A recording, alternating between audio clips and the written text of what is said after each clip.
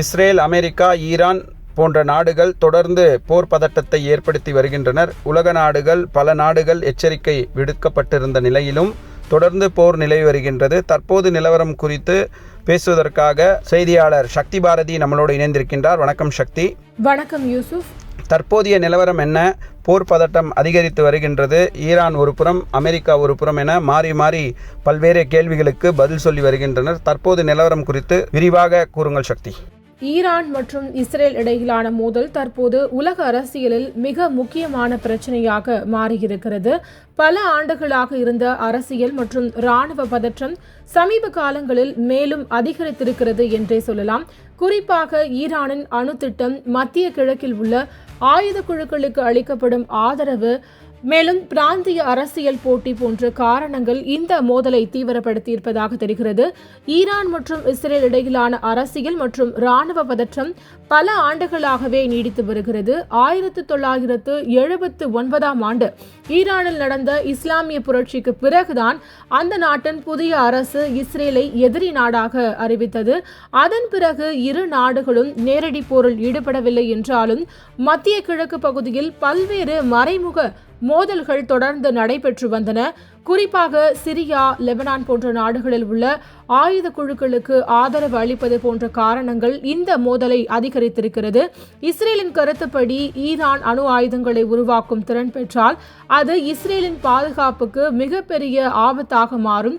மத்திய கிழக்கு பகுதியில் அதிகார சமநிலை முற்றிலும் மாறிவிடும் என்று இஸ்ரேல் கருதுகிறது. இதனால்தான் ஈரானின் அணு வசதிகளை கட்டுப்படுத்த வேண்டும் என்று இஸ்ரேல் தொடர்ந்து சர்வதேச அளவில் வலியுறுத்தி வருகிறது. இதற்காக பல முறை ஈரானின் அணு மையங்களை குறிவைத்து மறைமுக தாக்குதல்கள் நடந்ததாகவும் சொல்லப்படுகிறது. ஈரான் இந்த குற்றச்சாட்டுக்கு என்ன பதில் அளிக்கின்றது?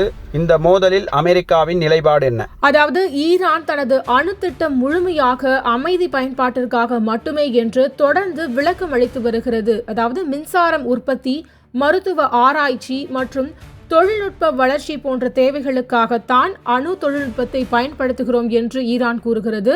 அணு ஆயுதம் தயாரிப்பது குறித்து இஸ்ரேல் மற்றும் அமெரிக்கா கூறுவது அரசியல் நோக்கத்துடன் கூறப்படும் குற்றச்சாட்டு என்று ஈரான் மறுத்து வருகிறது.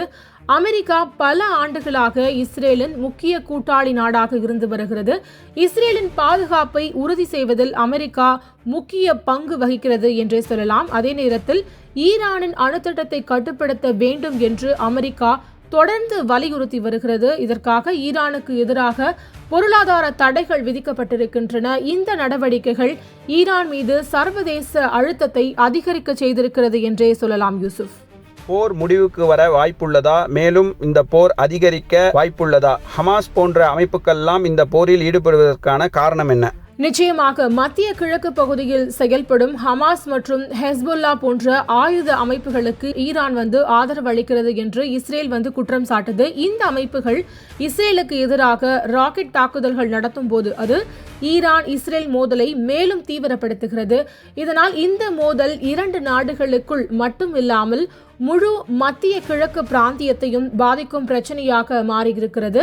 நிபுணர்களின் கருத்துப்படி நேரடி பெரிய போர் ஏற்படும் வாய்ப்பு குறைவாகவே இருந்தாலும் பதற்றம் மிகவும் அதிகரித்திருக்கிறது என்றே சொல்லலாம். குறிப்பாக ட்ரோன் தாக்குதல்கள், ராக்கெட் தாக்குதல்கள் மற்றும் சைபர் கிரைம் தாக்குதல்கள் போன்ற மறைமுக தாக்குதல்கள் தொடர்ந்து நடைபெற்று வருகிறது.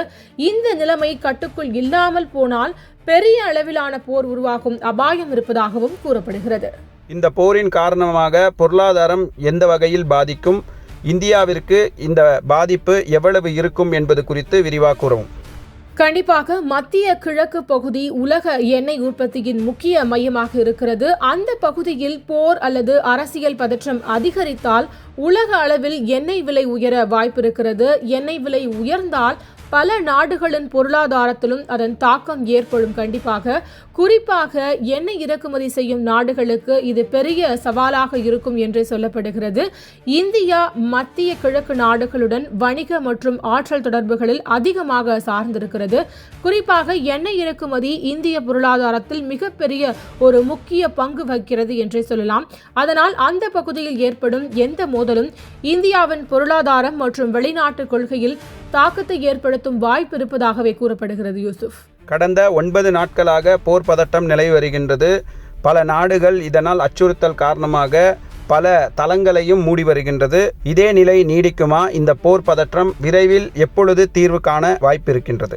அதாவது ஈரான் இஸ்ரேல் இடையிலான இந்த பதற்றம் 2 நாடுகளுக்குள் மட்டும் உள்ள பிரச்சனையாக இல்ல, மத்திய கிழக்கு பிராந்தியத்தின் அரசியல் நிலைமை, உலக பொருளாதாரம், மேலும் சர்வதேச பாதுகாப்பு அனைத்தையும் பாதிக்கக்கூடிய ஒரு முக்கிய பிரச்சனையாகவே இது மாறி இருக்கிறது. மொத்தத்தில் பார்க்கும் பொழுது இந்த சூழ்நிலையில் உலக நாடுகள் அமைதியான தீர்வை நோக்கி முயற்சி மேற்கொள்வதே அவசியமாகி இருக்கிறது. யூசுப், உலகத்தையே அச்சுறுத்தி வரக்கூடிய ஈரான், அமெரிக்கா, இஸ்ரேல் போர் முடிவுக்கு வர வேண்டும் என்பதுதான் உலக மக்கள் அரங்கில் பேசப்பட்டு வரக்கூடிய சூழலில் மற்றொரு முழுமையான விவரங்களோடு மீண்டும் இணைகின்றோம். நன்றி.